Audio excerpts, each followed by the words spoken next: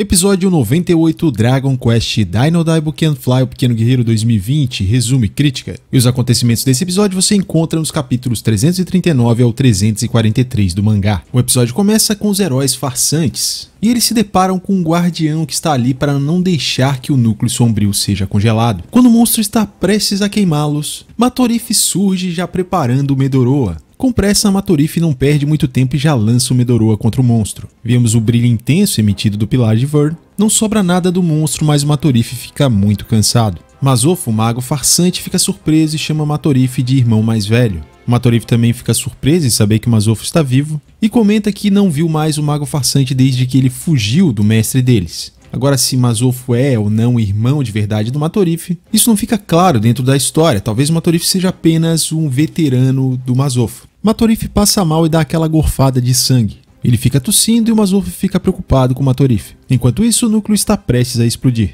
Matorife tenta usar o reador, porém ele não consegue e diz que deve ser o Mazofo que deve fazer isso. Mas Mazofo acaba relutando, dizendo que seus feitiços são fracos. Matorife, com sua mão suja de sangue, toca o braço do Mazofo e diz que dessa vez não tem como fugir, porque se nada for feito, o mundo vai desaparecer. Matorife pede que ao menos uma vez o Mazofo tente ser um herói de verdade. Ele ainda parece um pouco receoso até que o herói fake Derolene acaba dando uma bronca no Mazofo e pede que ele conjure logo o feitiço e diz que eles irão ajudar. Ainda assustado, Mazofo se vira para o núcleo sombrio e vê que ele está se ativando. E assim a primeira cena se encerra. No mangá temos cenas mais extensas, mostra inclusive os heróis fakes chegando e subindo na torre do pilar de Vern. O diálogo com o monstro também é mais extenso do que no anime. Em relação ao aparecimento do Matorife, no anime até deram uma fala a mais para ele. No mangá ele é muito mais direto, dizendo que eles não têm tempo e já diz para o monstro desaparecer e lança o Medoroa. No anime também acrescentaram a parte do Matorife sujando o hobby do Mazofo, o que não acontece no mangá. Ficou de fora também o Matorife falando que os amigos do Mazofo iriam ajudá-lo. Na cena seguinte vemos o Vern assustado com todo o brilho que o Gomi deixou no local. Furioso, o Vern diz que o milagre da lágrima dos deuses pode ter unido o mundo, mas já é tarde demais. Ele ergue o punho para cima anunciando que os núcleos vão explodir. Vemos os heróis fakes apavorados, Vern dizendo que vai explodir agora. Ao mesmo tempo que o Rei do Mal faz um movimento de mão para baixo como se ativasse a explosão, Mazofo, com a ajuda de seus amigos, lança o reador. Os três dão tudo de si para congelar o núcleo sombrio. E mais uma vez a cena corta e volta para o Vern. E para surpresa dele, não houve a explosão que ele queria. A cena volta para o Mazofo e os demais e eles conseguiram congelar o núcleo sombrio. Mazofo se emociona e eles comemoram juntos. E nesse momento, Matorife percebe que uma luz dourada está tomando o céu, iluminando onde eles estão. No mangá, o Matorife parece um pouco mais debilitado e também ficou de fora do anime esse diálogo aqui final entre Mazofo e Matorife. Em seguida, vemos várias pessoas percebendo a luz dourada no céu. E essa parte toda ficou muito bonita com uma boa trilha sonora de fundo, conseguindo superar e muito o que é passado no mangá. E se você se emocionou no episódio anterior, nesse episódio aqui a linda despedida do Gomi-chan também continua. Pop comenta que o Gomi está se despedindo de todos eles. Um dos fragmentos de Gomi-chan flutua sobre a mão da Leona, como se ele estivesse se despedindo dela. Com um semblante sério, um pouco triste, Pop diz isso sobre Gomi-chan, mas não chega a completar. Pop, ao olhar para aquela luz dourada, ele vê diversas imagens do Gomi-chan. Pop começa a chorar, e em pensamentos, ele se despede de seu amigo Gomi, dizendo até mais. Vemos uma das partículas também passar próximo do Shio, e ele também chora a perda daquele que não só era um dos seus primeiros soldados, mas um amigo que no passado fez um milagre para salvar sua vida. Man também chora e lamenta não poder dar o último abraço em Gomi-chan. Vemos também Crocodile, Ryunkel e Avan lamentando a partida de Gomi. Uma das partículas de Gomi também chega próxima do Dai, repousando entre as mãos dele. Em pensamentos, Dai diz que não vai dizer adeus. Dai promete que quando Gomi virar a lágrima dos deuses de novo e cair em algum lugar, Dai o encontrará novamente. E quando acontecer, Dai fará o mesmo pedido. Então, eles vão poder brincar juntos novamente. Chorando, Dai se despede com um até mais. Vemos a imagem de Gomi sorrindo, se despedindo de Dai, feliz e esperançoso de que no futuro eles possam se encontrar novamente. A imagem de Gomi voa na direção da luz e pouco a pouco desaparece no céu.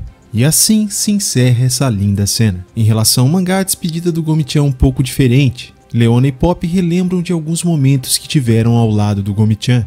Também ficou de fora o Pop dizendo que o Gomi-chan era um anjo da guarda, uma espécie de protetor do grupo, assim como ele já havia pensado no passado após ele ter conversado com o Gomi-chan no outro mundo. Na versão em inglês do mangá, o diálogo da Man também é mais extenso e diferente do anime. Já a parte do Dai ficou bastante parecida com o anime, porém o diálogo é um pouco mais extenso. Ele diz que não importa quanto tempo vai demorar, mas ele vai encontrar o Gomi-chan, e mesmo que provavelmente ele não seja mais criança quando reencontrar o Gomi, ele fará o mesmo pedido e eles vão brincar juntos novamente. Na cena seguinte, o Dai declara que eles conseguiram vencer o Vern. Os laços humanos criaram um milagre. Dai encerra seu discurso afirmando que o Rei do Mal nunca vai destruir o mundo superior. Vern fica parado e parece pensativo, o silêncio domina o lugar. Pop não aguenta o silêncio e provoca o Vern para que ele tenha alguma reação. Na legenda da Crunchyroll, Pop chama o Rei do Mal de Doutor Rei do Mal, o que fica um pouco diferente da forma como ele trata o Rei do Mal no mangá, já que ele chama de Demon Lord Sun,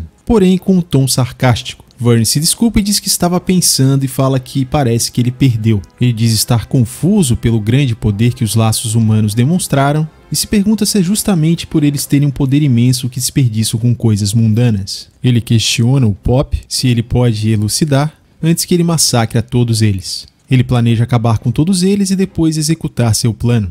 Segue afirmando que a vida deles não passa de instantes. Enquanto eleva seu poder, Vern promete que acabará com a linhagem do Cavaleiro do Dragão, e os mais poderosos do mundo superior cairão. Será o fim e o plano dele irá continuar, dessa vez sem obstáculos. A cena se encerra com Vern dando risada. Curioso é que nesse episódio a gente não tem um intervalo mostrando algum personagem como sempre acontece. E quando a cena retorna, o Vern está em seu estado normal sem elevar o seu poder. Vern reconhece que eles foram belos em seus momentos finais, como um fulgor. Pop fica inconformado que mesmo depois de tudo, no final o Vern ganha, e o Dai em pensamento está tentando arrumar uma forma de que isso não aconteça. Dai chega à conclusão que tem algo que ele pode fazer, e Pop demonstra que quer resistir até o fim mesmo que não tenha chance de vencer. Dai faz um gesto como se fosse resistir sozinho, dando a entender que Pop e Leona devem ficar de fora, e solicita a Leona e o Pop que juntem todos os olhos. Eles atendem o pedido do Dai, enquanto Vern espera pacientemente. Dai pede que eles mantenham os olhos em segurança, pois algo terrível está prestes a acontecer. Em relação ao mangá, ficou de fora uma parte aqui de um flashback que o Dai lembra do pai dele.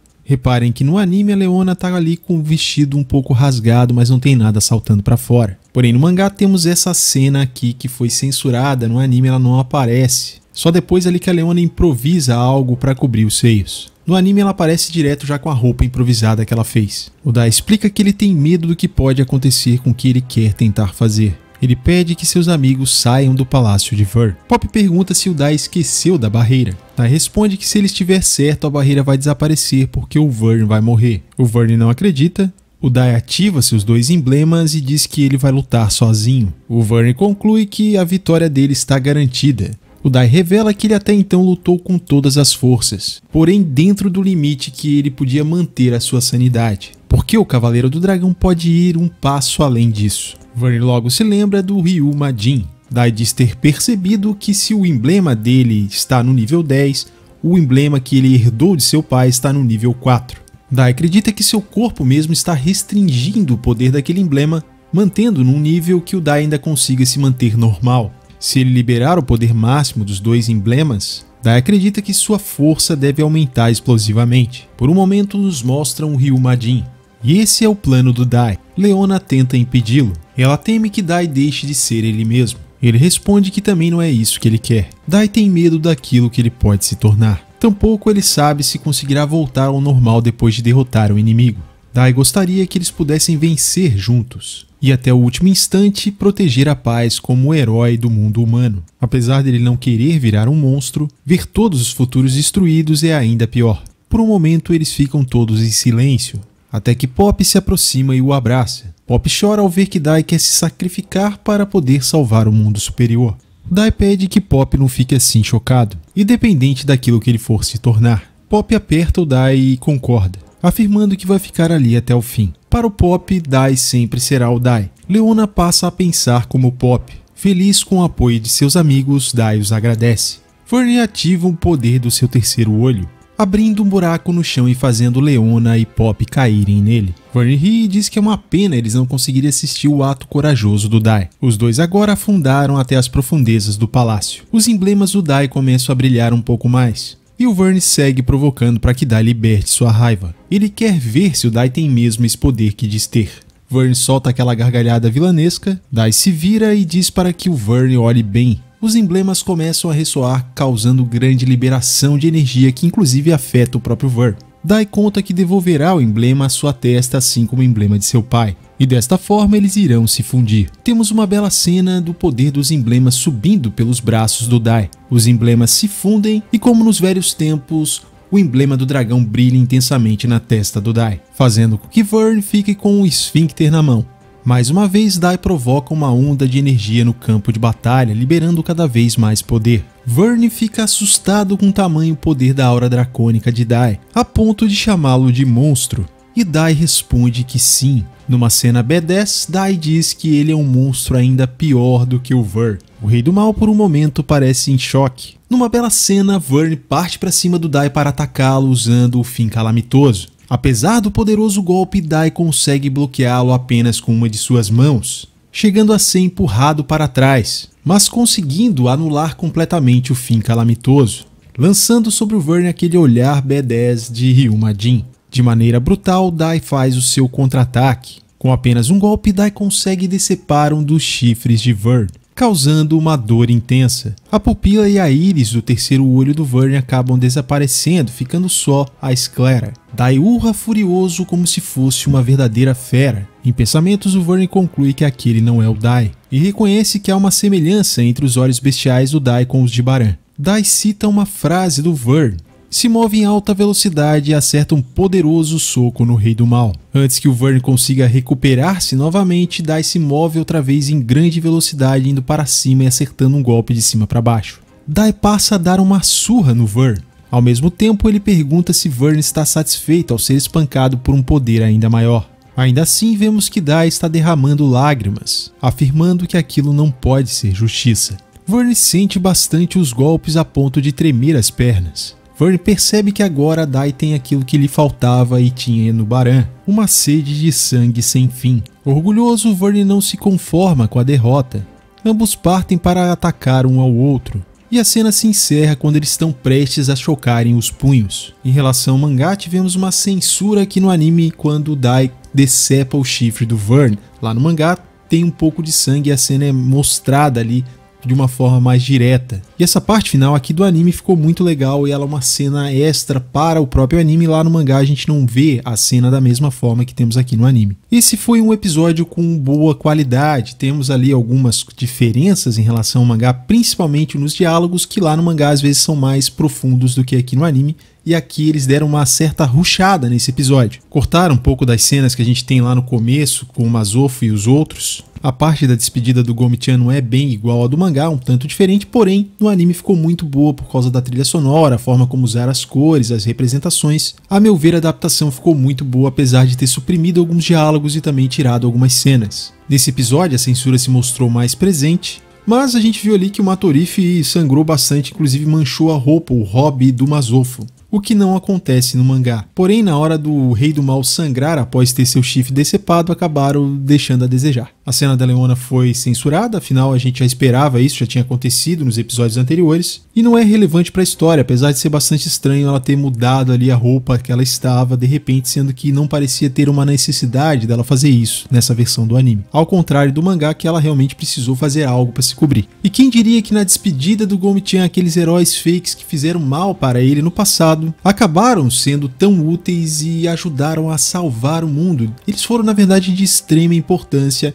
e saíram de heróis fakes para agora verdadeiros heróis. E lembrando que o Mazofo foi muito importante também para o desenvolvimento do Pop, pois na época da batalha contra o Crocodile foi ele que fez com que o Pop fosse para o campo de batalha. Se o Pop continuasse fugindo dos problemas como acontecia no passado, ele ia acabar se tornando alguém como o próprio Mazofo. E eu gostei muito de ver essa redenção dele ali agindo com os amigos, eles se redimindo de alguma forma, incentivados pelo Matorife. E vale relembrar aí do quanto o Dragon Quest sabe fazer isso, de dar destaque para personagens que não são os personagens principais. E agora esses novos heróis podem contar aí grandes histórias de que eles impediram o plano de destruição da superfície. Foi um bom fechamento de arco desses personagens. E assim como já tinha sido emocionante e bonita a despedida do Gomi-chan no episódio anterior, nesse episódio aqui ela continua e também é muito bonito. Penso só que não deveria ter ficado de fora aquela fala do Pop sobre o Gomi-chan ser o anjo da guarda deles. Apesar de ser diferente do mangá, despedidas, representações das imagens, não ter os flashbacks, essa despedida e a promessa do Dai de encontrar novamente o Gomi-chan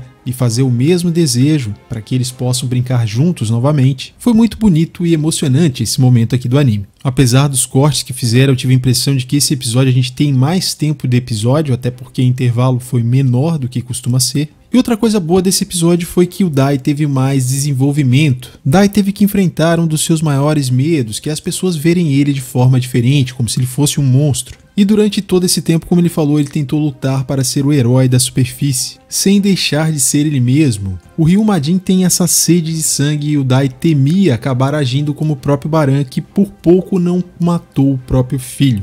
E olha que o Baran tinha um controle muito maior do que o Dai sobre essa transformação, porque já usou ela várias vezes. O Baran conseguiu inclusive se segurar para não matar a todos quando viu o Dai aparecer no campo de batalha quando ele estava transformado em Ryumadin. Então realmente o medo do Dai faz sentido.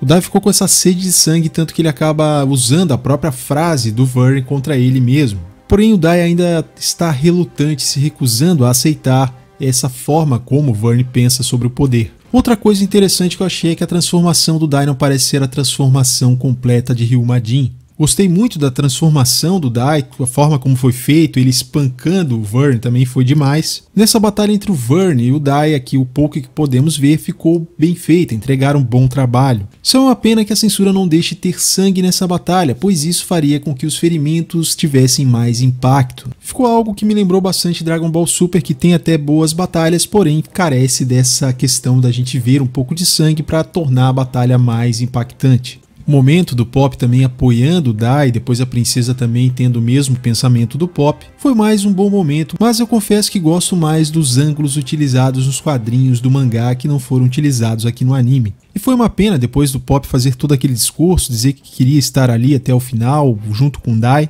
e ele e a princesa acabarem sendo tirados de campo pelo próprio Vern. Mas isso de certa forma acabou sendo um favor para o Dai, já que ele não vai precisar se preocupar com os dois e vai poder lutar com seu poder máximo. Outro ponto a ser destacado aqui é quando o Dai corta o chifre do Vern. E vimos que o olho do Vern ficou completamente branco. Será que com isso o feitiço dos Hitomis, dos olhos da joia, acabou se desfazendo e os demais conseguiram se livrar? Apesar das minhas observações, do que eu disse aqui que poderia ficar um pouco melhor se tivesse, esse episódio é um excelente episódio, eu gostei demais dele e a adaptação ficou muito boa.